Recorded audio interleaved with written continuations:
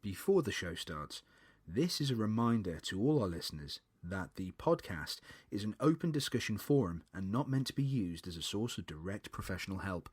We at Panic Stations UK would always urge anybody listening to go seek advice from their GP, that is their doctor, a counsellor or a therapist.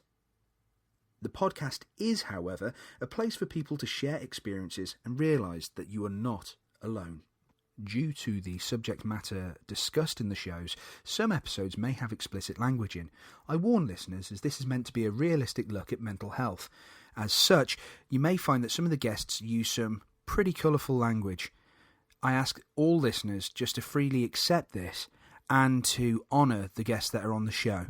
It's their journey and it's their freedom of speech, and we at Panic Stations UK would never do anything to discourage that. Many thanks and enjoy the show.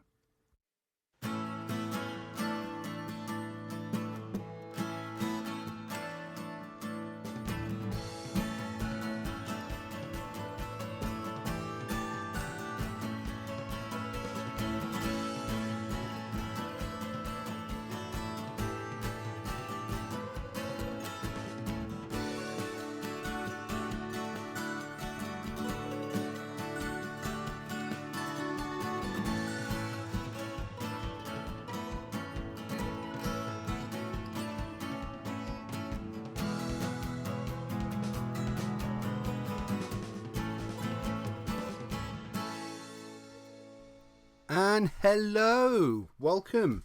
Nice to have you all back again.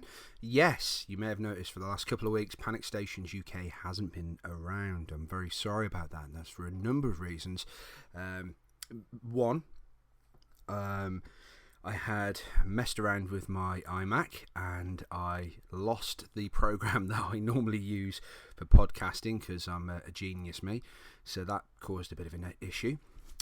Two, I was doing lots of stuff because of my job. I was having to do a lot of stuff, and obviously doing a podcast does take time, so you just have to bear with me. And obviously the more people that do the support work with the network, the better. So obviously I was stuck with that as well, making sure everything was okay there. Three, sadly, there was a personal bereavement in my family, so I had to. I've been dealing with a lot of the fallout from that, sadly. So obviously, my focus was to make sure that my family were safe and secure. And four, as well, I figured while I couldn't do specific podcasts, I would do something else, and I worked very closely with a very, very nice man called Sam Dolan, who's a really good guy. He knows his internet stuff. He runs a company called Pink Petrol, and they're fantastic, always worth checking out. And he's helped me build. I say he's helped me. He has built a great little platform for Panic Stations UK. Now, we had a Facebook page, and not only did we have the Facebook page, we tried to kind of get a few things going on via blogs and other sites, but it didn't really work. So now we actually have an official.com. Oh yes, we are now on the internet. Yes, we're all sophisticated. Yes, you heard right, sophisticated. We have a website called www.panicstationsuk.com. And there you go, that is our new website, and you can go there. There'll be blogs on there. What I would like is to get blogs done from listeners who bring in their personal stories and things like that, and we can put that onto the website as well, so you can feel free to email me that, and you can get us, as usual, on panicstationsuk at yahoo.co.uk. That's panicstationsuk at yahoo.co.uk. So if you have anything like that, again, like music or like poems or anything like that, or anything you want to say, submit blog wise for the website, you can do it there. And the website's being set up. It's still in early stages, but it's out there now, and it's got a little bit about obviously what we're doing, a few links to the podcast, as well as the YouTube podcast that we're putting out there, which is the same thing. It's just so you don't have to get it off iTunes, but if you have iTunes, you can find us there, and if you haven't got iTunes, you can find us on YouTube. And also as well, it also has links to professional organisations like Mind and good organisations like that, people that you might be able to get some more information on things that you need to help you on your own personal journeys. So again, I can't help but apologise enough regarding the lateness of this episode. However, there's some very good reasons, as you've just heard, and we also, it wasn't all bad because we got ourselves a new website out of it, a new logo, which is very swish swoo. Again, thank you very much, Mr. Dolan. And yeah, we're all getting ready with a few things. Now, we've got some episodes coming up which are going to be very, very interesting, and so keep your ears peeled and your eyes sort of peeled back to watch on the website and on the Facebook page, just in case you have sort of anything that you want to look at and go, well, what's going on? We're going to have some good stuff. We're going to have some professional people on the show talking about obviously counselling and therapies. We're also going to have some really heart-moving, heart-wrenching, but at the same time heart-warming, because there's some epic tales from other people and how they've overcome things. But one of the things we've been asked to do is to talk a bit more about anxiety. So that's not a problem. So we'll talk a bit more about anxiety on this episode, and also talk about sleeplessness, because I don't know about you, it affects quite a lot of people. So that's what this episode will be about. So anxiety and sleeplessness, and how sort of a few coping mechanisms about that, and some personal stories of myself and my co-host for today's show, who will be on shortly, and he'll be a regular on-the-spot guest as well, because of his own personal battles with mental health problems. He's very bravely stepped up and gone, actually, I've done this, and I'm aware of this, and this, and I've had these therapies. And I was like, wow, you were the perfect person to be on the show. So he's going to be on the show very very shortly, so I can't wait to introduce you to him. It's Danny. You heard his husband a few episodes back, just to make sure that that's the man I was talking about before, with Danny. He was going to be on the show when Andy was on the show, talking about eating disorders. So we have his husband on, and he's going to be talking about some of the things that he's had to deal with. Very brave man, very nice, open man, and I know you're going to love him. So it's really, really proud to be on the show. Again, before we start, another thing I did, I was quite sneaky. Now, I've made no disparaging comments about my personal love of nerdy stuff. I've always turned round and said, yeah, I've been very open, very candid about my love for the silly and the nerdy and all that kind of stuff. And hey, whatever gets you through the night. And I love my nerdy stuff, my films and my comics and things like that. Right, last weekend, I was very, very fortunate, and I went down to the London Film and Comic-Con in Earl's Court, and I got to meet so many people that have shaped my understanding and love of cinema and entertainment, and with stories that have impacted greatly on my childhood and my love of media. And one of the people I got to meet, and I was taken back by how wonderful they were, was a lady called Carrie Fisher.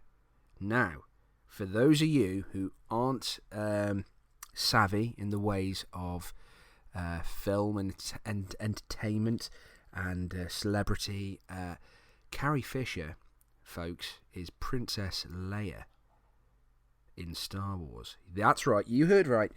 Princess Leia from Star Wars. Now, she's far, far, far more than just one character in a film, or a series of films, should I say. Of course, she's more than that. She's had a very prolific career doing script doctoring, doing some wonderful work there to make sure the films are actually of a high quality for entertainment purposes and scripting. She's also written several books, and she's also been in some tremendous films: Blues Brothers, The Burbs, and one film I mentioned a few podcasts ago, Drop Dead Fred. So, and I think that's worth an episode on itself. I think what I might start doing is a few episodes where films which relate to psychoanalysis. So maybe a couple of interesting episodes where we do psychoanalysis in cinema, just now and again, just not all the time, but perhaps a small selection of films. So we'll go to that one at one point. Anyway, why am I going on about Carrie Fisher, you're saying? Why aren't we listening to Danny? Why aren't we talking about anxiety? Why aren't we talking about sleepless nights? Well, I will tell you. Right, Carrie Fisher is also a tremendously brave and heroic person in my eyes, because she has made no attempts to hide the fact that she has suffered very, very badly with bipolar disorder. For those of you who don't know what that's like, it's classed as manic depression. It's classed really, really manic moments where you can be completely on top of the world and absolutely frantic and brilliant, and then completely crash out and feel awful, and you feel like you go mad. Really, really intense emotions from every end of the spectrum. And she's had substance abuse issues, and she's been very open about it, and I think that's admirable on every conceivable level. And I got to meet her last Sunday, and there was two things I asked her. One was Blues Brothers, John Belushi, what was he like? She stopped signing her autograph for me on my Return of the Jedi poster, laughed and went, he was a really nice guy, a really good guy. So that was really nice to know, because John Belushi, funny guy. And I then just mentioned the podcast, and I said, well, in all fairness, you're so open and brave about it in a very sort of cynical world, and you're very admirable for that, so thank you very much for being so admirable and being open about it. And I told her about the struggles myself of depression, anxiety, and she called me brave. So when she was telling me that, and she stopped in a really heartfelt way, she went, you're really, really brave, you are. To me, I had a 6-year-old version of myself in my head going, oh my god, keep cool, Princess Leia has just called you brave. That's like, oh my god, that's like having a medal at the end of the Battle of Yavin. Oh my god. And again, I know before, like I said, she's far more than just one character. The little boy in me is going, oh my god, brilliant, Princess Leia. The adult me knows fully well that Carrie Fisher is her own person. She is not just this one character, and I think it was so kind of her to say something like that. So that meant the world to me. And then she said about, obviously, how hard it is to deal with the issues that she's had to deal with. She spoke very, very briefly about that, because it was a huge queue, but I appreciated and respected the fact that she did that. And she said about how hard it was. And there's a really famous quote that she said, that, and this is me paraphrasing, I think I'll come back to this on another episode, where she said about manic depression, like bipolar is a bit like having TVs on in your head, and like every single one is switched on into your head, and you're going crazy. At first it's fantastic, it's brilliant, and then you're tired and you're going mad. I will get the precise quote and I will read it on a future episode, and I think it'd be worth talking about prolific celebrities who have been brave enough to be very open and very honest about their own personal struggles with mental health issues. So I'm going to encompass all these people, and they're heroes. To me, they are heroes because they're in a position of public scrutiny, because they're in the public eye, but they choose to come forward with some, at the moment, some taboo subjects and be very honest about it.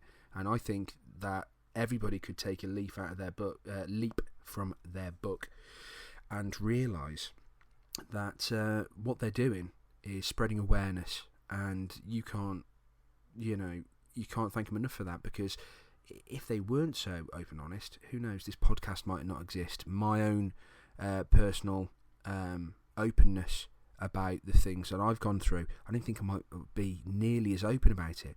So these are people that you have to be basically very much in awe of because of their bravery.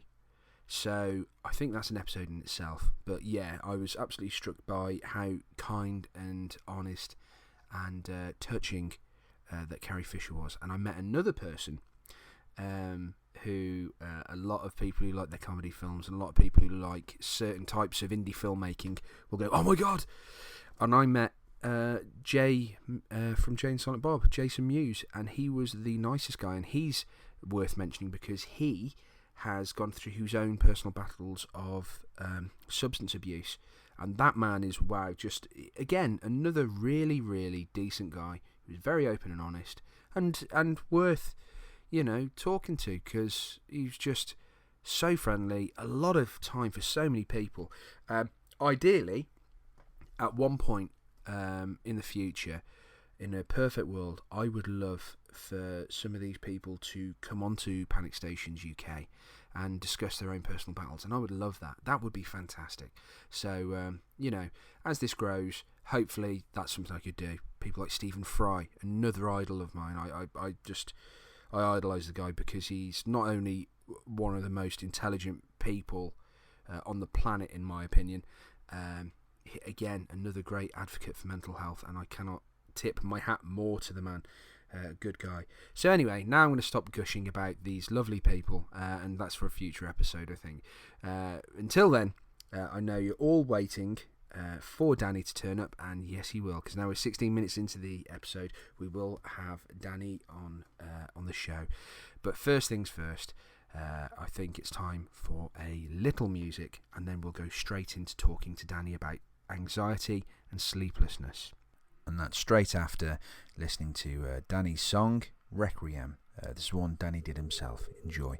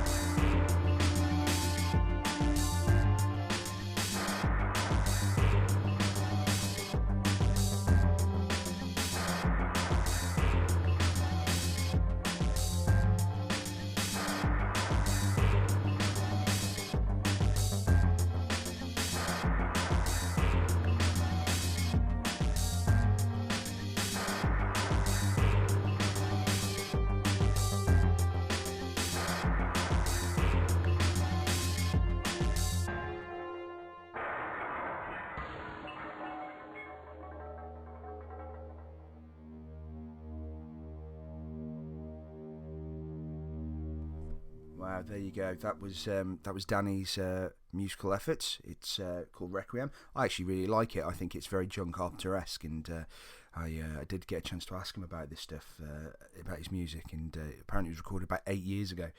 Really, really good piece of music, I think. So, yeah. Now, anybody who wants to put in any music, poems, want to do a shout out to the podcast that they do, or just want to guest on the show or have ideas for the show, it's all good. All I ask is that you send me an email on panicstationsuk@yahoo.co.uk. Feel more than welcome. You can guest on the show. You have any ideas for the show, you want to put some of your creative efforts out, shout out to musical stuff, poems, writing, anything like that. And speaking of writing as well, like I said before, we do have a new website, which is panicstationsuk.com. So obviously www.panicstationsuk.com. Now if you go over to there, we have a few things. We have little blog posts, and we have a little bit about ourselves, links to the podcast, and on top of that as well, we also have like little links to other organisations that might be of help, and that's going to expand over time, and obviously more blogs and things like that. One of the things I want to do though are do blogs on people. So if anybody wants to perhaps write a little bit about experiences that they may have had, please do write the experiences down and send them to me at panicstationsuk@yahoo.co.uk, and I'll make sure that they're put onto the actual systems as well. As an administrator, I can add them all on as your blogs, because then we can share experiences. So, without further ado, I know the person you've all been waiting to hear, and I can't wait to have him on the show. Really, really interesting guy, good guy. Here comes Danny. So enjoy our little conversation on sleeplessness and anxiety.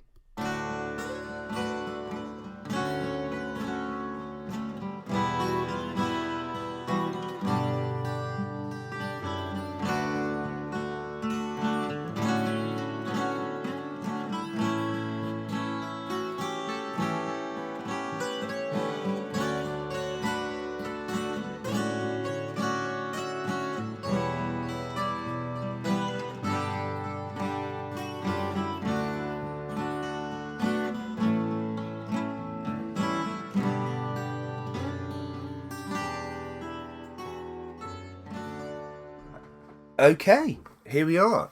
Here's me, obviously, and more importantly, here is Danny. Good morning. Good morning, yes. I am really, really sorry, Danny, that this has taken so long. We were supposed to do this 2.5, almost 3 weeks ago. So I'm sorry for the delay in getting to hear about Danny and everything else. Don't worry about it. Stuff happens, right? Yes. One thing I've learned to live with, it's that unpredictable stuff can and will happen at any available opportunity. Yes, it does. It really does. Right, okay. Now, we had a question come in, and It was about sleeplessness and anxiety. Now, I know that you're going to turn up on a few episodes anyway, and this is your introduction to the show for the listeners. So basically what I was going to ask is sort of like, where do you come from just a little bit about yourself? If you could just explain very briefly a little bit about yourself to listeners, that would be fantastic. Oh boy.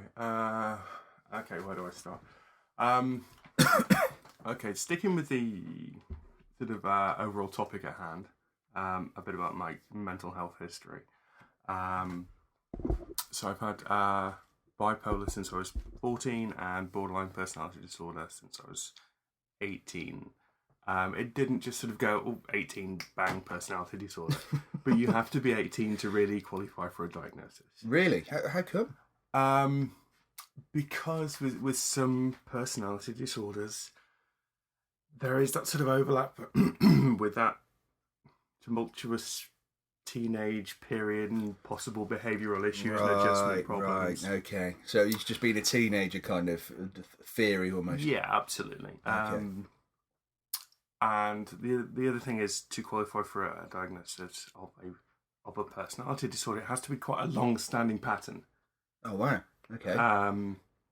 So it's kind of one of those red tape things whereby, unfortunately, the person that's got it has to suffer for a little while with it before they really get a diagnosis, because part of the diagnosis is the length of time that you've had it. Wow. Which sucks.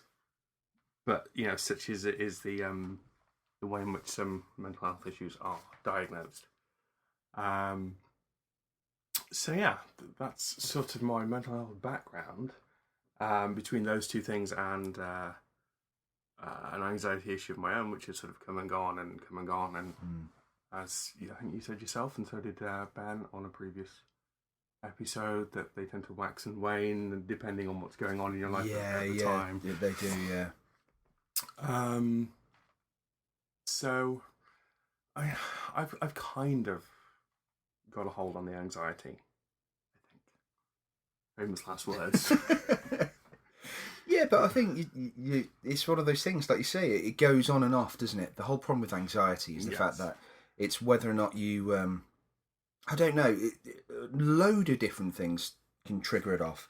That, one day you can be absolutely fine and you could be just sat at your desk at work, and then you look at a clock, you see the second hand ticking away, and then something pings, and then you start getting anxiety attacks for whatever psychological reason that may be. It's just one of those things. And I think people get more susceptible if they have other issues like depression and things like that, because you get anxious because you want to get out of that situation. Yeah, definitely. And there's also quite a big overlap with a lot of different mental health issues. Something that you'll find is that things like anxiety with depression, or anxiety with bipolar, or depression and a personality disorder, or depression and eating disorder, they tend to go hand in hand quite a lot of the time. And I don't know if one creates the other, or if maybe some environmental issue or the way in which a person was brought up contributes to more than one thing going on at the same time. Yeah. But it does tend to happen a lot. My own way of dealing with my anxiety was really being as brutally honest as I possibly could with myself. And the way that worked is really trying to understand where they came from, what caused it and what triggered it, which I know is not the easiest thing for a lot of people to do. Being honest is actually the hardest. I think so. You're right. It's the hardest thing. When somebody goes, actually, I've got a problem, and this is the problem. People are like, yeah, okay, whatever. Really hard. It is, absolutely. I mean, the two techniques that I always used for my anxiety were, firstly, I just kept throwing myself on the same sword over and over and over again, because I thought to myself, if I start really avoiding all these situations, which for me were social situations and enclosed environments such as cars and shops and buses, and you can see how if I let that control my life, I wouldn't leave the house. Yeah, of course. Can't go anywhere, can't do anything, just in case. So what I decided to do was I thought, well, I've just got to keep on doing it, and doing it and doing it and doing it until at some point in my mind it clicks that it's not always going to happen. I'm not always going to have a panic issue in those situations. I'm almost trying to reprogram how my mind works a little bit. Because when you think about it, anxiety, it's not really a rational thing. Say, for example, if you're walking down the street and you get hit by a car, you're going to be anxious because that's a that's a legitimate reason to be anxious. Yeah. But if you're, say, just sitting with friends and anxiety comes on, it's not necessarily rational. Yeah. That's not to say that it's not a legitimate problem, that it's not absolutely petrifying at the time. Anyone who's been there when it feels like your heart is trying to claw its way out of your own mouth, God, yes, yeah. they know that it's not something to belittle, and it certainly isn't. But at the same time, it's not logical necessarily. It sort of takes over to the point where all the common sense that you might have in an ordinary situation sort of goes out of the window. Yeah, definitely. So that's why I try and dig through everything, and the way that I did it anyway was the best way I can describe it is to use a related issue, which is actually a phobia. Yeah, that's all good. It's kind of anxiety at the far end of the spectrum, I suppose. Okay. And I had a long-standing phobia of dentists. Okay. For years and years and years. Literally from the age of about 4. If there was a dentist appointment, I would be locked in that bathroom and I would not come out until they cancelled the appointment. Period. As a 4-year-old. And that continued through until I was in my mid-20s. And then I thought, well, hang on a minute. I've got to take some responsibility and figure out what's going on here. Because this can't go on sort of dictating how I live my life. You know, it's not something which is like the bipolar, which I'm stuck with. Yeah. And I have to adjust my life around. This phobia is different. It's like a programmed thing rather than a biological thing. So I thought, if I can learn it, I can unlearn it somehow. But what I've got to do is I've got to dig down through all the different layers of what's going on. So I said to myself, well, what are you afraid of? And immediately my brain went, dentists are evil. As you might imagine, if somebody's got a phobia... Yeah.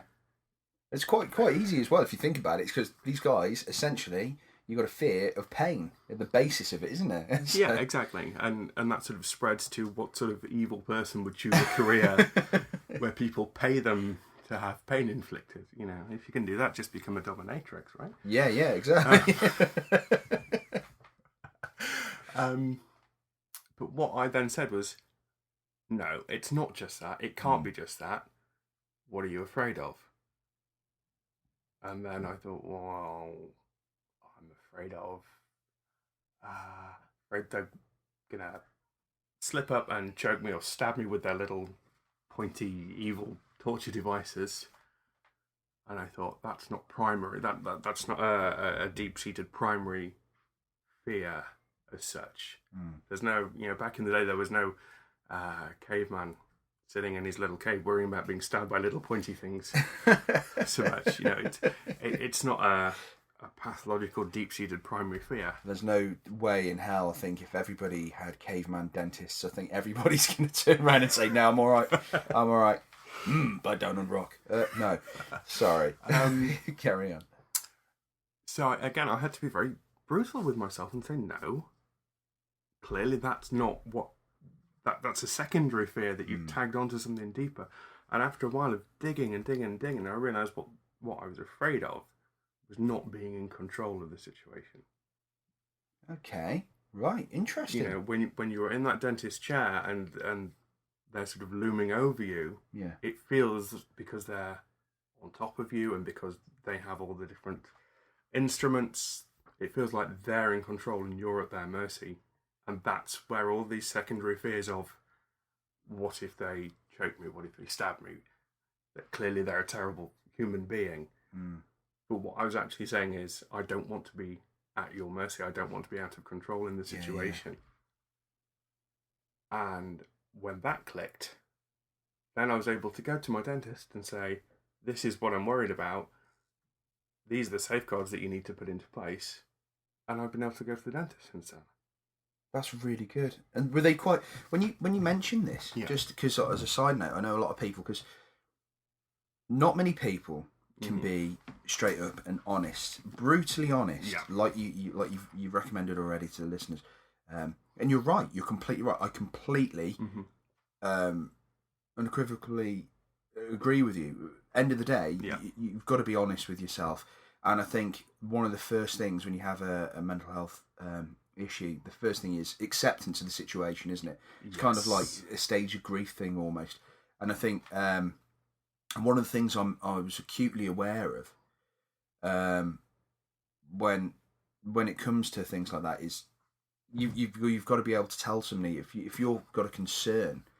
I recently had some moles removed off the back of my neck, and I was obviously very, very nervous because this sounds really stupid, because I'm a 33-year-old man who has had no issues in the profession that I'm in, Mm-hmm. I've had all sorts of particular things happen, and I've been okay with it. Everything's been fine. In my personal life, I've been in situations where there have been I've been in almost dangerous situations because I've been, I don't know, gone into a nightclub in town or whatever, and somebody's had too much to drink, or they've been rude or violent, and I've had to diffuse the situation by talking people down, and that's fine. I can do all that. Doesn't bother me. Yes. Absolutely calm as hell. However, the little things, like you say, it's the control, and I think you've hit it right on the nail right on the head. And when I went to the fact that I was going to the doctors, and I've never had history, I haven't broken bones, I haven't had operations. The first operation I ever had, I was 30, just turned 32, and it was having my tonsils taken out, and I was a massive baby about it because I was really nervous about the fact that I was having an operation, a very common operation when nothing generally goes wrong. Absolutely. But I was still very, very worried about it. So much so, and this is going to sound really, really embarrassing, but I don't mind. I'm being honest about it because people will gain knowledge from this and they might relate to it. It feels silly for me to say it now, but at the time it wasn't silly. I made sure I did my will. I got my will sorted, and because I hadn't had a will sorted. Yes. And most people would be like, "How paranoid must you be?" and twisted to think that you're going to have a minor operation and die. I would counter that with, okay, have you noticed it's always a minor operation in the eyes of other people, the people who aren't going through the operation. So I had this fear because, again, it's like a control. I'm about to be put under. People are going to be cutting into me, essentially. So there was that kind of the fear there. And again, with the mole removal thing, that was the second time I'd ever really had like things where people have like used a scalpel or something on me, and I was awake for it, and obviously, so I was kind of like, okay, and had to have stitches, and when that happened, I was concerned because obviously I was very, very fearful. When I got to the doctors themselves, they said, "Are you okay?" And I went, "Yeah," and I was very open about it, going, "Look, I've got a bit of an anxiety disorder, and it flares up with certain situations. I'm a little bit nervous about this." I started talking about it. I calmed down. Everything was fine. I didn't have a panic attack or anything, but I was obviously a bit edgy. And I explained it to him. Like you said, just be honest about them, explain the situation. And the doctors, because there was 3 there, were absolutely fantastic. They were lovely. And they were like, "Really?" And I was talking to them about the mental health podcast. We were talking about Panic Stations UK. And I was talking about other things. And they were really open and very, very nice. And they were discussing it. And again, like you with your dentist, and I think the problem we have is there's such a stigma. A lot of people aren't going to be. I mean, I'm used to talking about it. I don't mind talking about it, because I've been doing it for years, like yourself. Absolutely. But for people who might be relatively new to having anxiety disorders or having mental health issues or things like that, they're going to be really, really concerned because of the stigma about mental health to go forward and go, actually, I'm really nervous about this because of that, and they'll swallow it down, and it causes more issues rather than being honest about it. I think it does, because then it introduces an extra element, which is shame. And as soon as you start heaping shame on something, you make it 10 times worse. Yeah. There's a whole Pandora's box that you're opening when you start to do that. To those people, I think I'd say 2 things. First thing that I would say is, if you're worried when you look around at other people and you think, but everybody else is just getting on with their lives and they're doing brilliantly, and well, that's what they're showing you. But for all you know, they could be in exactly the same situation. They could be a wreck behind closed doors and just not showing it. You know, I'm going to say something really, really fucking stupid right now. I never actually just considered that. That's a possibility. First time that I've considered it. Wow. But you're right, though. You do, because you see all these people going, "Oh, just get on with it," and they go into work and they're fine and everything else, and you're like, God, I wish I could be like you. Wow. Yeah. Their dismissiveness could be a way of sort of allaying their own issues. Yeah. You know, it's almost a way of by sort of saying, "Oh, just get on with it," and giving the appearance that they are getting on with it. It's bolstering their own self-esteem. It's helping them deal with their own worries of, what if I can't cope? Because not being able to cope is something that 99.9% of people have a worry about. Yeah. You know, because when you think about our entire society, we're sort of geared towards this idea of you grow up and you go to school and then you go to college and or university and you get a job and you work for X number of years and you have a relationship or a marriage or a couple of marriages and X number of children, and that's sort of the archetype for what we consider to be a successful life. But in actual fact, it's just one way of having a successful life. It's not the way. Yeah. You know, and remembering that and remembering the fact that other people are going to have these exact same worries is really important, because as somebody who has a mental health issue, you're not separate from other people, but not talking about it makes you feel separate from them. Yeah. It's almost like a self-separatism, if that's a proper term. And the other thing that I would say to people is, if you do talk about it, and if some people take offence for whatever reason when you first start talking about it, especially if you haven't known them very long, well then you've weeded out the sort of person that you probably don't want to be friends with in the first place. Yeah, it's something that I always do. Literally, if I'm meeting somebody, I'm perfectly open about the fact that I have bipolar disorder straight off the bat. And most people will just go, oh, okay. You know, or they might be curious, or, you know, they might have some questions. I think I've been lucky insofar as I've never come across anybody who's had a really bad reaction about it. Wow. It's usually just a combination of being curious and also being slightly worried, because they don't want to come across as ignorant. You've actually, you know what? I've never thought of that as well. Do you think sometimes people come across as being open-minded, but they actually aren't? They just don't want to come across ignorant. Yeah, absolutely.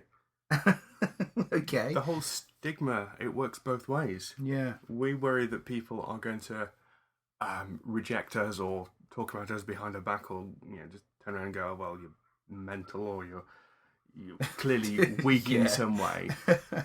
But there's every possibility that people on the other end are thinking, well, I want to know more, but what do I say? I don't really know how to approach it, because I don't want them to think that I'm stupid or ignorant or what have you. And this is why I think it's really, really important to have a much more public dialogue on the whole issues. Not just on specific issues, but just saying, well, a mental health problem is no different from any other health problem. Yeah. It's just a health problem. And I think, for me anyway, this is important, is that I never use the term mental illness. Really? Yeah, because maybe this is a personal thing for me, but if I think illness, I think cough, cold, cholera, TB. There's that whole negative implication for me in the word illness. TB. Just straight in there with that one. Yeah. You know, it's like, oh, I know, upset stomach, Ebola. Yeah. Yeah. And because it has that slightly negative connotation to it, yeah, it's only one step away from disease. Yeah. This could be a personal thing. That's why I always say, well, I have a mental health issue, or I have a mental health condition. It's there. It's not going to go away, but I'm not going to infect you with it. Yeah, because I suppose you're right. Mental illness, you're right. It kind of gives that connotation that, oh, I've got this. If I touch you, you're going to get it. And people are like, oh my god, oh my god, oh my god. Kind of like, yeah, because we're programmed like that. I mean, how many people? It's going to sound really messed up. again, I talk so much about films, and like folks, I've known Danny for a number of years, so he knows what I'm like. Like it's basically, I think of films like Shallow Hal. Mm-hmm. And do you know when there's that bit?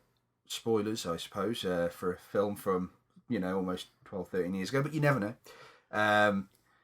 Yeah, in Shallow Hal, the basic premise is that Jack Black has been given a thing where he doesn't see the physical imperfections of people. He only sees the inner beauty, what a person's really like, and he starts seeing all these beautiful women for who they are.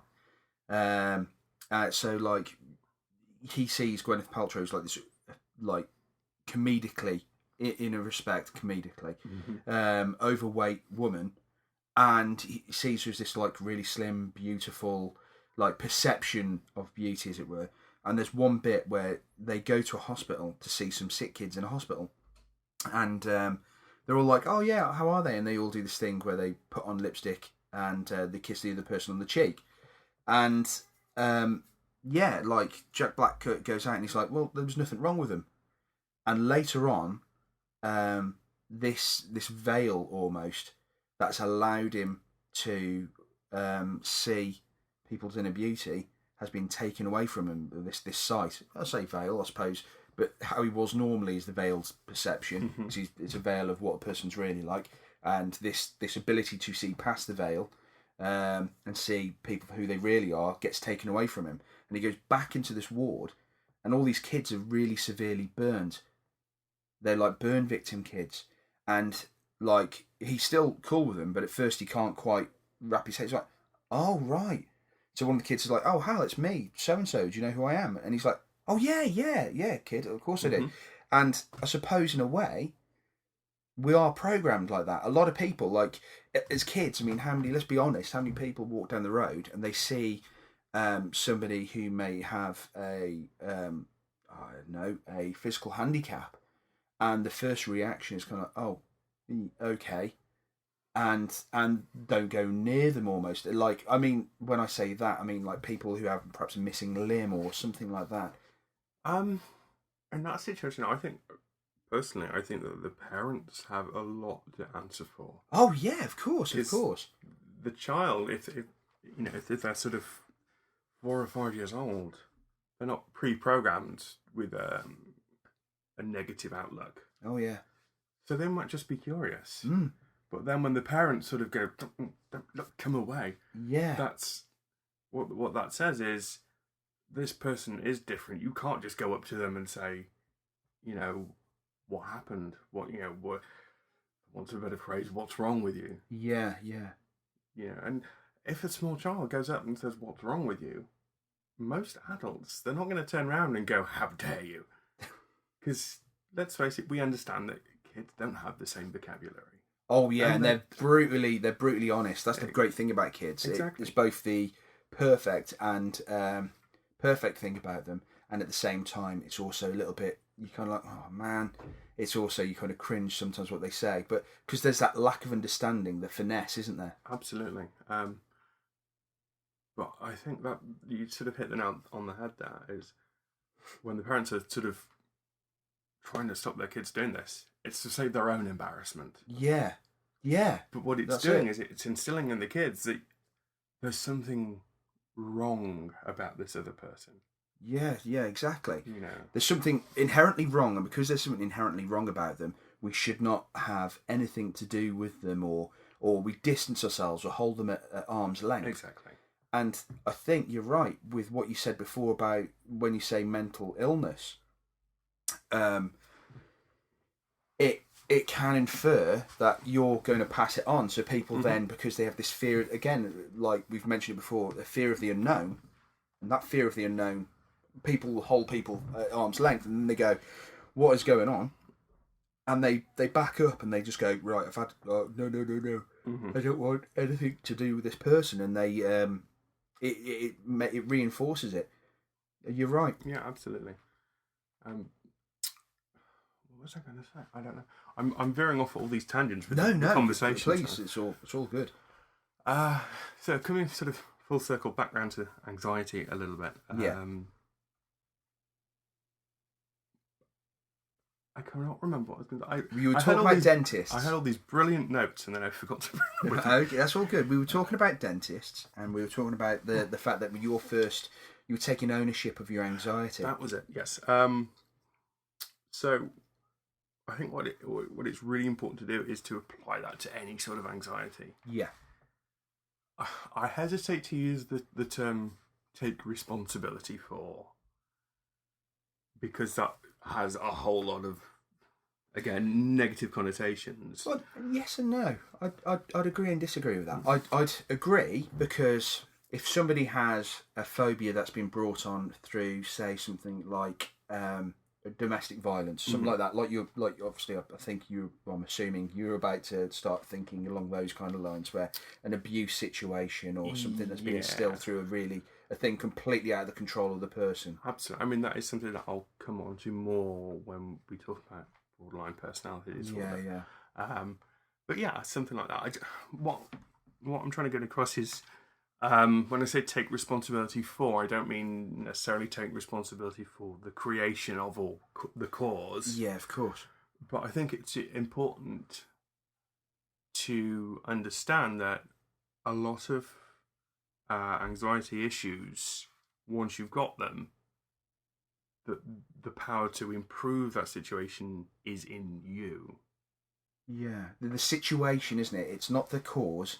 Yeah. It's the situation. The cause is something a lot more complex, isn't it? It is, absolutely. And but at the same time, you can say to yourself, well, I didn't create this, but I've got a lot of power to take from this moment on and make it a better outcome than it could be.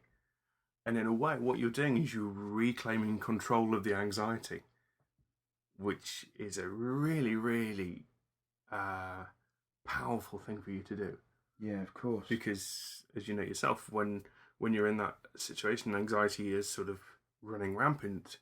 It's controlling you, or at least that's how it feels. Yeah, definitely. And you start to alter how you live your life based around situations that you're trying to avoid and this, that, and the other. So even if you don't necessarily do anything proactive at first, just reaffirming to yourself that you can control it at some point down the line, and that it's not controlling you. It's a part of you, and you are not a part of it. Yeah. And reaffirming that is a really important first step. Because what you're doing is you're sort of, as I said, you're taking responsibility for your own recovery, rather than being a passenger or a passive entity in the hands of the anxiety. You're then becoming the owner of it. Yeah, of course. That's a really important sort of way of looking at things. You're right. Mm-hmm. And I think there's several tricks that, I suppose, in a way of looking at it as well. A lot of listeners, a lot of people are going to be listening to this. They're going to be going, some people will be doing it for education, going, okay, that's interesting.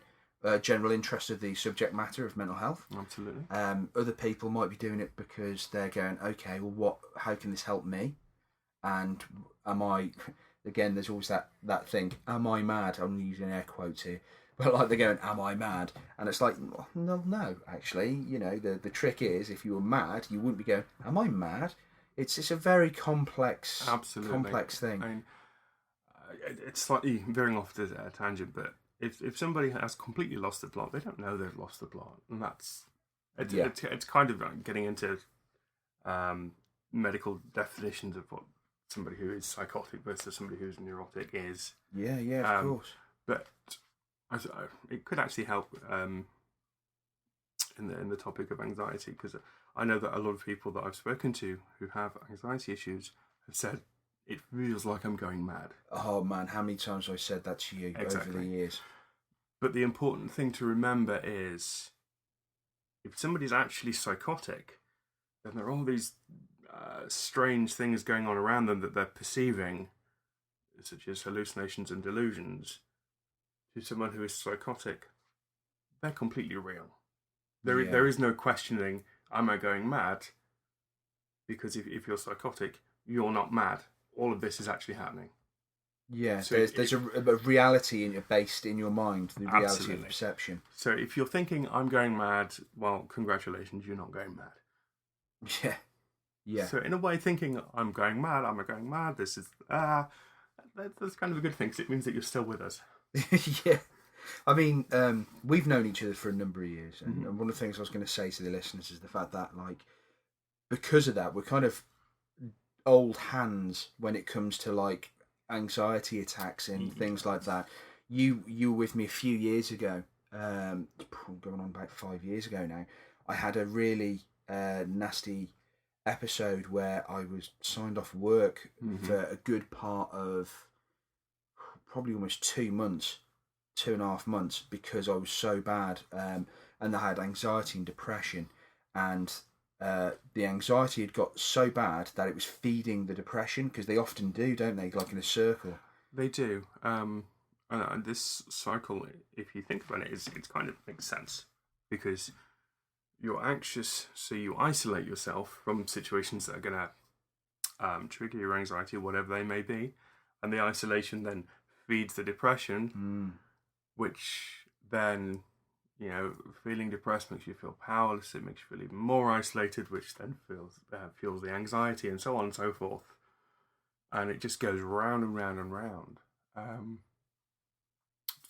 Please carry on with what you're saying. You're making very, very valid points. You're right. They're circles. They're cycles, aren't they? Absolutely. And I think myself and Ben on one of the previous episodes mentioned it's like a cycle. It's kind of like, imagine a record that you listen to a record and get stuck on a groove. So you're playing the same bit or the CD, and you kind of got to kind of almost like nudge the machine, the record player or the CD player or whatnot, to make it skip over that damaged piece, and then it carries on as normal. The song carries on playing.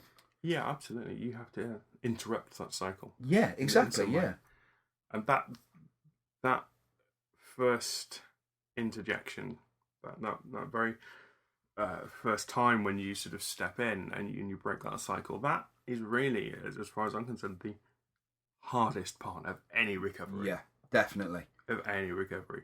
Because when you're in the middle of that maelstrom, it feels as though breaking out of that cycle is so hard.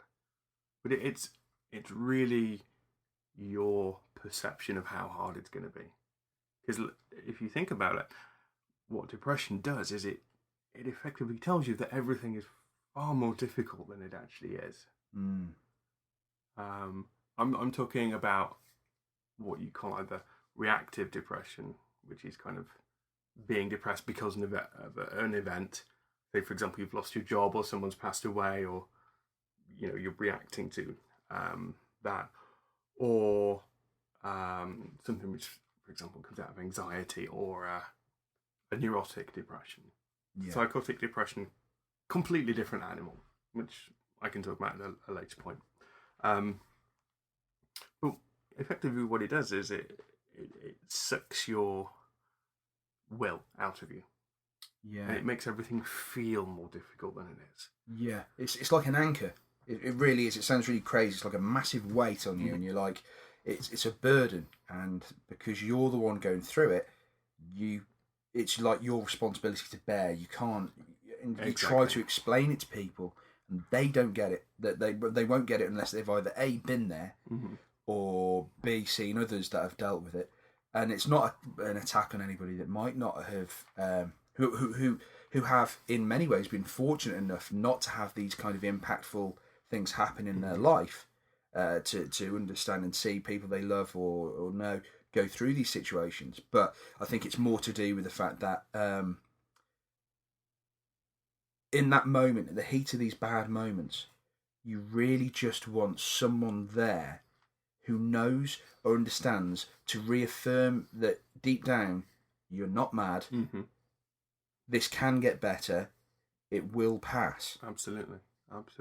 And that's a major thing. I mean, before, like I was saying, it's like we're old hats at this. We've done this for years, like knowing each other and knowing others who have had anxiety attacks and things like that, and all sorts. And I mean, I think you're certainly through your mental health conditions in the past, Yeah. you've certainly, the stuff you've opened my eyes to a whole bunch of things that you've educated me in a lot of different things over the years of discussing all this kind of stuff.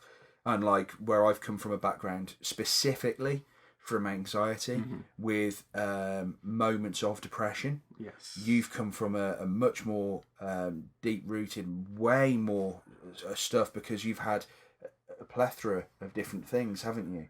Yeah, absolutely. I mean, for me, the anxiety was quite a late thing, actually. I didn't have my first anxiety attack until I was about 25 or 26. Wow. Which is, I know, probably quite late for a lot of people. Sorry to interrupt. That's while we've known each other, isn't it? I think it was actually after the first time. Just so that the listeners out there know, I moved over to Shropshire from Derbyshire. Yeah. And on one of the visits, was I think the first time that we met fleetingly in the street through my then fiance, now husband. And between that and actually moving over was when I had my first anxiety attack, which was on a bus. And what had happened was I was doing some voluntary work at a local Oxfam shop in a nearby town because I lived in quite a small village. And I'd had something to eat before I went because I was working sort of an afternoon shift. And whatever it was that I'd eaten hadn't really agreed with me very well. And I was on the bus feeling kind of ill, kind of nauseous. And the bus route took us through what you might call out into the sticks. There were no bus stops for a couple of miles. Oh man, okay. And so there I was, sitting on the bus feeling unwell, not able to get off. And when you think about it, that kind of works as an analogy for anxiety as a whole. Yeah. Because there was no way I could really control that situation. There was the potential for feeling physically very unwell, potentially being at the centre of an embarrassing situation or almost a shameful situation if I was sick and the bus driver, had a problem with that. Yeah. So you've got all these different what ifs going around, and at the centre of that is the fact that you can't control the situation. And really going back to that in my mind and understanding the dynamics of what was going on is what helped me to overcome what at one stage became a really crippling anxiety issue. To give you an idea of how bad it was, I went from that single episode to a few years later, fast forwarding to when it was at its peak, probably about 3 or 4 years later, we went on holiday to Florida. Now, obviously, you've flown that transatlantic flight, so you know how long it can be. It's long flight. And it was about 7.5 hours, something like that. And in that interim, on that flight, I ended up having 9 panic attacks. Good God, 9? 9. Just on the flight over there. Not including all the other issues that I had while I was there. Because these panic attacks, they were coming every day. And again, it was really just a manifestation of not being in control. Because how else, how out of control can you be apart from flying in a tin can in the sky? You can't get off. Yeah. Excuse me, do you mind if I just jump out? No, exactly. Yeah. And yet, strangely enough, on the way back, I was pretty much fine. Because there was a light at the end of the tunnel. You were seeing the fact that you were getting back into a situation which you could control. Exactly. A situation that you could be there and deal with. Yeah, of course. And I suppose as well, when you're there, you don't enjoy it as much because all you're thinking is, I'm in a place, I don't know it. There's so many variables that you can't control when you go on holiday. Which is, you can either enjoy it and see how it goes, or you get withdrawn because you're like, well, right, don't know any of these people. I can't go back to my safe haven, which is home. Yes, there's somebody that I love with me, But what happens if they go off to the toilet and something happens, or what if this, or what if that? Even worse, I suppose, for me, was that there's then an element of guilt of this is his first major holiday abroad, and here he is stuck babysitting me instead of having a good time. Man. So that then just adds an extra veneer of negativity on top of it. Like you said before, shame. Yeah, exactly. Yeah, of course. Shame, it comes in a lot of different guises. Yeah. But, if you dig through all that, the end is really the same sort of feeling of, a sense of shame. Even if it's covered in guilt, it's still a sense of, I'm not even sure how to put it. It's not a sense of the situation would be better off without me, but I'm creating this bad situation in some way by doing something. Yeah. And therefore other people will look at me negatively. So it's kind of a combination of guilt and embarrassment is how I would put. If I had to define shame, it would be a combination of embarrassment and guilt. And of course, the whole isolation and not being able to control things and not having that empathy, the things where, when going back, we were saying before, like sometimes you just need that one reassuring person to go, I know exactly what you're going through. That isolation feels 10 times worse because the people that may not understand with that shame, and then you get the paranoia and the guilt of going, well, they don't understand, they won't know what it's like to have these situations. They're going to think I'm whatever your poison is, what you want to say, weirdo, freak, there's something wrong with me, whatever. They're going to think that, and therefore it's going to isolate me further, and that in turn will make the situation worse, and I will be alone, and I can't control it, and it's like a kind of like a rock rolling down a hill. It's a snowball effect. Yeah, snowballing along, and it's just getting bigger and bigger, and it's just getting worse and worse. Yes, absolutely. I think one thing that's really important to remember when you're in that situation, when you are feeling isolated, is something that only really occurred to me a few days ago when I was thinking about this podcast, actually. I thought to myself, well, you're doing it. I'm guesting on it. My husband's already guested on it. Our friend Ben's been on it. I thought, do I just know a lot of people with issues? Or it is actually just the fact that these issues are far more common than people let on? I am so glad you just said that, because I've been thinking that more and more, going, actually, I know a lot of people have had these things. And part of me thinks, is it because we are all open about these things, and we've discussed them in the past, having gone through them, and because that other people that we know are free, like going back to what you're saying, that whole thing where people go, oh yeah, well, they just get on with it, but they're suffering. Yeah, absolutely. And is it because they realise that you're going to understand because you're open about it, and they're more, oh yeah, this is what goes on?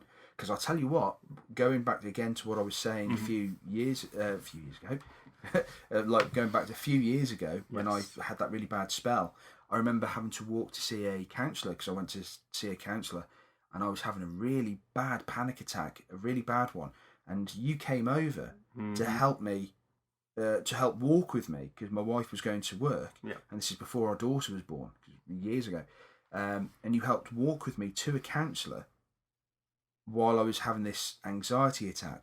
And I always, to this day, I always remember we were walking along the high street, and you went, and I was like, how do you do this? And you were like, don't worry, everything's fine. And you were like, it's going to be fine. You just put one foot in front of the other, you're going to be okay. And I was like, I can't. And you're like, no, one after the other, just keep walking. And you walked with me there, and then you really patiently sat outside while I had my counselling session for an hour, and then you walked back with me. And when I came back, because I knew I had done something, the anxiety attack had got far less intense. And because I'd spoken to people, and there was that reassurance, and having people, talking to people about it has been really helpful. I know that in the past I've called up my dad, and because as a kid, my first thing is my dad knows what to do, or my mom knows what to do. The reality is, even though my dad's a very patient and kind and loving and decent man, when I've called him in the past, at times he has gone, "Oh, what's going on?" And if it's been a bad situation, obviously on a phone, there's not a real great thing. I've put him in a situation where there's not great amount he can do. Yeah, absolutely. And because he's not used to having somebody blow off like that, going, sort of like, having that mad panic attack, or maddening panic attack, should I say, paddy attack. So like, yeah, because of that, basically, my dad has had moments when I've spoken to him in the past where he's kind of gone, well, look, not because he's not used to, perhaps, well, hang on, let me rephrase that, not because he doesn't care, but because he's in a situation which is harder for him to understand and control because he's not been there all the time. Yeah. However, when I've had a slight panic attack or I felt anxious, I've spoken to my dad in the past and he's gone, "You're having one of your mad moments when you're sort of your bad heads, as it were." Mm-hmm. And I'm going, "Yeah." And he's like, "You're right, so how's it going?" And he's just talked to me and it's been fine. And he's been really understanding about that. And it's not to say that my dad's not understanding, it's just the fact that sometimes it's hard for people who have less of a background in it. I suppose the best way of describing it would be like running up to a mechanic and going, "Right, I really, really need your help. My TV's broken down at home and the toaster's not working. Can you have a look at it?" And they're like, "Well, I do cars, mate. I can assume how something's happened, but I can't really sort that out." And there's that kind of understanding. Whereas when you can speak to somebody that you know, and again, this is the whole point of having a support group and a network of people who can liaise with one another and seeing the professionals and being open about these kind of things. You have that situation where it's easier. Like, I felt a lot more reassured speaking to you, and I remember having a phone call off Andy when you had a really bad panic attack years ago. Yes, I remember it well. Yeah, and I talked you down about it, doing the 7-11 breathing or the 3-3-3 techniques, the breathing techniques, because you were going through a really bad panic attack. And again, it's knowing, having somebody on the phone or having that support network, knowing that they're going to understand, and there's less prejudgment. Yeah, absolutely. I think what I'd say is, if somebody's out there listening and they have a friend or relative who does have these panic attacks or an anxiety issue, probably the two best things that you can do if you're confronted with that is, firstly, stay calm. Because if you start panicking, you're kind of reaffirming to the other person that there is something to panic about. Yes. Yeah, there is that. And the other thing is, just engage them. Because when as you know yourself, when you're having a panic attack, you're going inside yourself. Oh yeah. And you start to sort of drown in this overwhelming emotion. And it really, really helps if somebody just converses with you in a relatively calm way, just to bring you back out of yourself and start to connect again with the outside world. Yeah, so there's that distraction technique we've spoken before, or walking through, like going step through step. Like you might talk to yourself while you're going through it, going, right, I know I'm having a panic attack. I feel like I'm going mad it's because of this fight or flight response that's going on, where I'm getting really, and this is something we've talked about on the show prior to this with Ben, where you have the panic attack, you walk yourself through it and you think, well, you're going mad because you've got all these endorphins and chemical reactions in your brain that have been triggered by your subconscious because it's become programmed to deal with certain situations like that that will trigger the fight or flight response. So either you're going to fight or you're going to run. Well, there's nothing to physically fight. So and you can't, and you're like, do I run? Do I not? Because you're in a situation which maybe you're in the middle of shopping.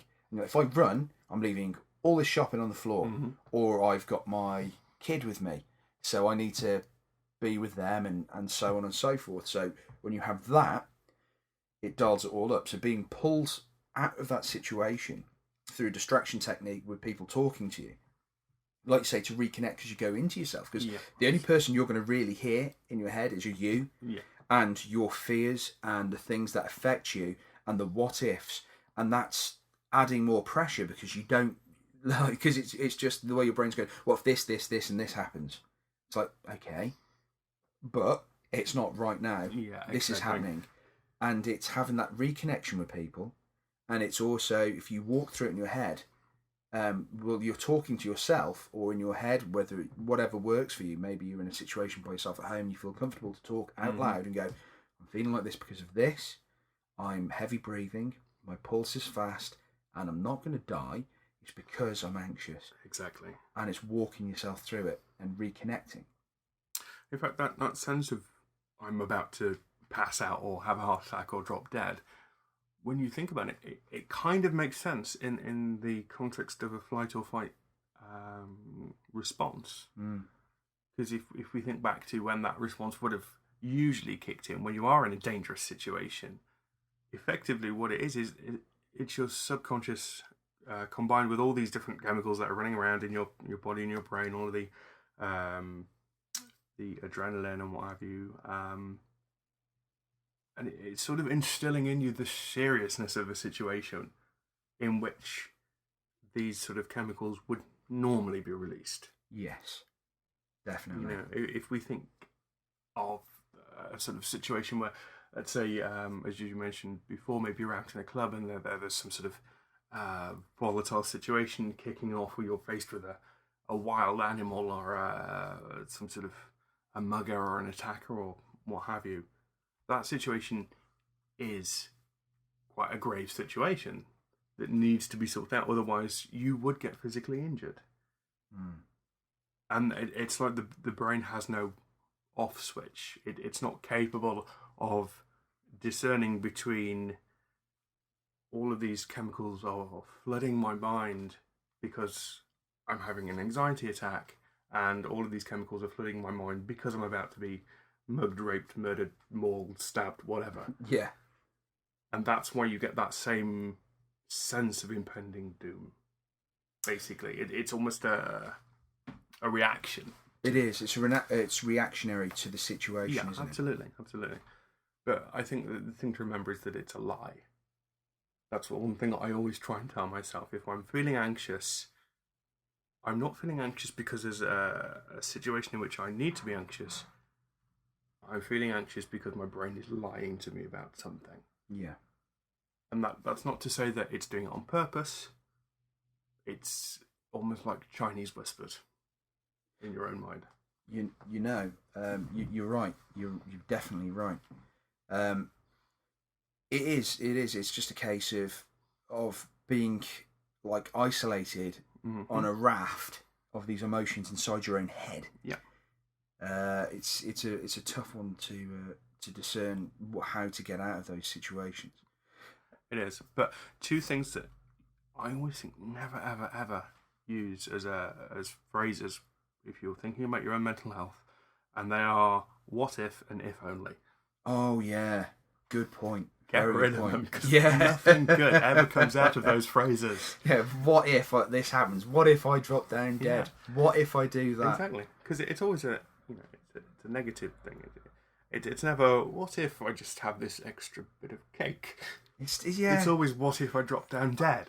And I'm really terrible for it. Do you know what? Right, when I'm with my little girl, and this is going to be a bit of a sorry, I'm sat on my rickety pleather chair.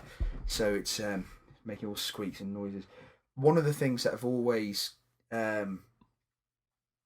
concerned me with my little girl, I love my little girl, and I've got a little girl called Skylar, and she's absolutely wonderful.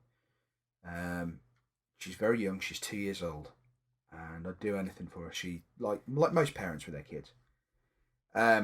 However, when it's just me and her, and we go out places, I always have a plan in my head. What if something goes wrong? I need to make sure that Skylar's safe. It's the first thing in my head, and it's not a case of me going like oh yeah, something bad's going to happen to Skylar. No, it's not that. It's what if I have an anxiety attack? What if? And it feeds the concern, and rather than when I let go of it. And it's a really sad thing to say because I love my daughter and I love spending time with her, and I think that subconsciously that could.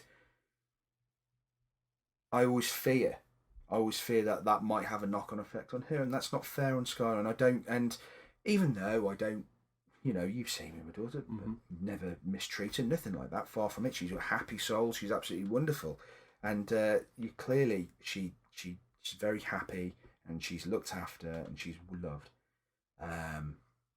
However, my fear is that when I have these what ifs, is that I don't want her no harm to come to her if I did drop down dead, or God knows what, And again, like you say, the what ifs.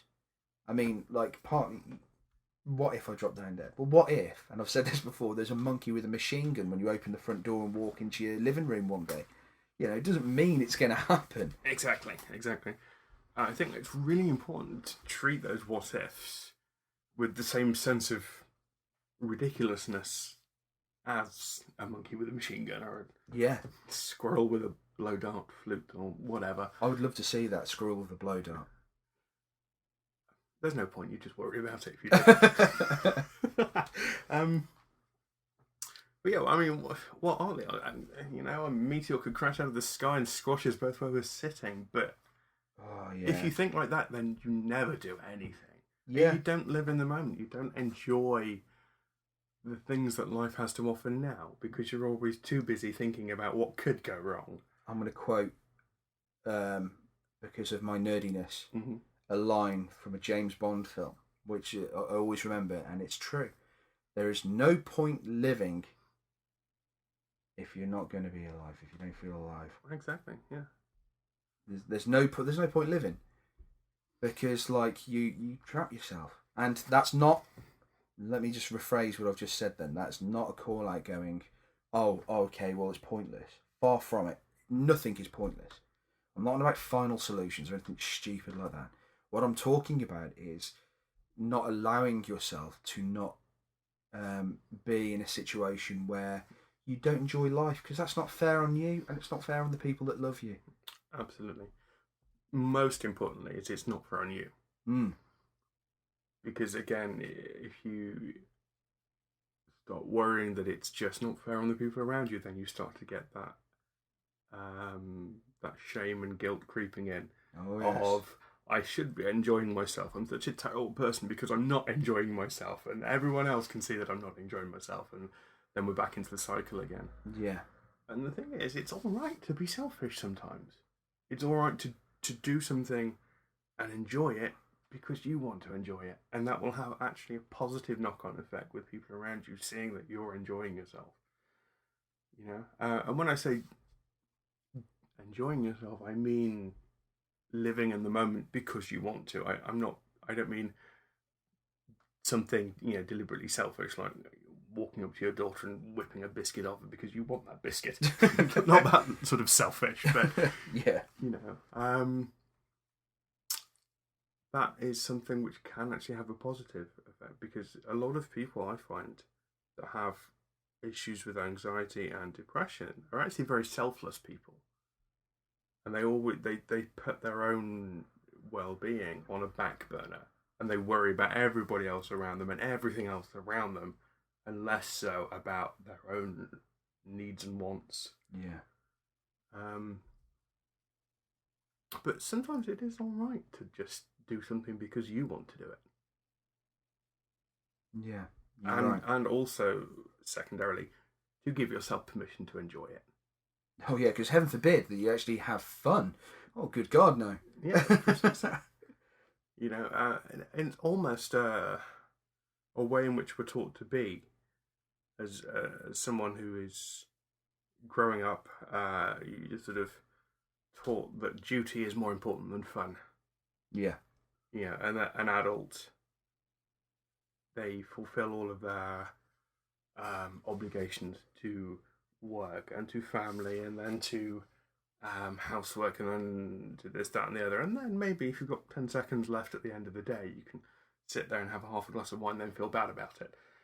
Yeah. Well, do that if you want to be miserable for your entire life. Yeah. What's the point? What is the point? You're exactly. right. You're absolutely right. I opened the show where I was discussing the fact that I went to the London Film Comic Con, and there were moments because it was so warm. It was so warm, and there were so many people. It was an enclosed space, and I was just like, "Oh man, I can't do this. I can't do this." Mm-hmm. And I reconnected with the group I was with because I'd gone off to get Carrie Fisher's autograph and things like that. And I was by myself, and I went to get other people's autographs and God knows what. And I reconnected with the guys that I'd gone down with, and all I was thinking was, like, we went down to the car park to drop off some of the stuff that we'd been picking up, like buying and things. And I was thinking, God, I can't do any more today. I'm knackered. I've been up since early morning, and God, what do I do? What do I do? And I just thought, no, I'm making myself not enjoy this here because I'm panicking and going back to that what if. And I was like, you know what? Balls to it. I'm with friends. Everything's good. It's all good. It's all good. And and I went back up and had a blinding day. That day was so good. So good. And you're right, because you shouldn't isolate yourself and not have fun. You shouldn't. Absolutely. Now, I am a bastard. Now, you're going to go, what the hell did Chris come out with that for? Finish that sentence or just leave it there? I'm just going to leave it like that and just end the show. No, right. The reason I say this is because we are on 1 minute and 26 seconds into the show. You mean 1 hour and 26 minutes? Yes, thank you. See, this is why I need a co-host. This is why Danny is here. It's the longest 1.5 minutes of your life. Yeah, many say that once they start listening to my voice. Many say that. Oh God, he won't shut up. So basically, we've started talking about anxiety, and I think we've covered some great stuff. I would like to continue with this. Okay. However, I'm sure you would like a bit of refreshment, a coffee, bag. Yeah. Sorry, cigarette, in case there are any American listeners. Yeah, I'm just going to go back and suck on a fag. And I'm gonna go and have a cup of tea and a nervous breakdown, and some toast. So what I'm going to do is, because obviously as well, I know these podcasts can be a slog for people, but it's kind of like opening a can of worms or opening up something from IKEA. You try and put it back in the box, and all of a sudden the box is all disjointed. You're like, how the hell did that get back in? So once we start these conversations, they can ramble on for a while. So I know we haven't talked about sleeplessness. I know we've been in the middle of a conversation about anxiety. So this is what I'm going to do. This is my promise to you, the listeners. I'm going to release 2 episodes this week. I know we were gone for a couple of weeks. I'm going to release 2 to catch us up a little bit this week, and it's going to be the continuation of this. So what I'm going to do is I'm going to put a pin in it and go, right, okay, cool. And we will come back in a couple of days' time in podcast land for me and you, merely minutes, and we will continue this conversation about anxiety, and we'll go on to sleeplessness. So the second part probably won't nearly be as long, but you never know. For a while I said we were going to do sleeplessness and anxiety, and yeah, here we are, an hour and a half almost into the exactly or a minute and 30 seconds in my mind. So and they can just, it's like being in Inception, isn't it? Yeah, it's a dream within a dream. Right. So what I'm going to do, I'm going to play us out for this episode with Robin Blackmore music. Robin Blackmore's music. You can find him on Robin Blackmore Music at SoundCloud. He always does these great songs, and he's given me one song that I absolutely love.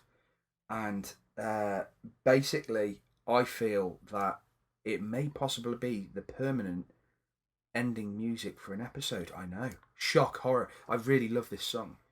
And I love it so much that I have actually got to re-look at the title, because I keep saying it's You Are Not Alone. And it's not You Are Not Alone. That is a Michael Jackson song.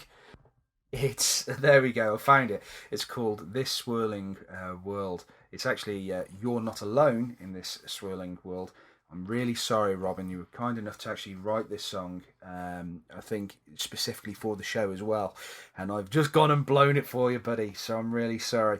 This is a fantastic song, though. We're going to play you out, and just bear with us. In a couple of days' time, after this podcast has been released, I will release the next bit, so don't worry. So here is This Swirling World, or You're Not Alone in This Swirling World, by Robin Blackmore. Enjoy.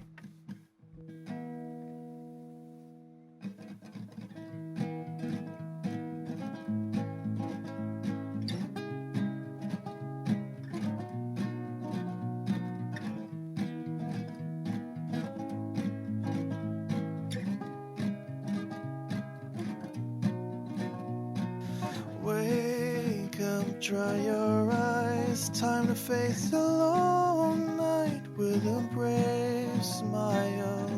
Dive headfirst into the dark with your shaking hands clenched in a soldier's heart. I know where you've been, I know where you've been. You're not alone in this swirling world. You have my hand. You have my hand.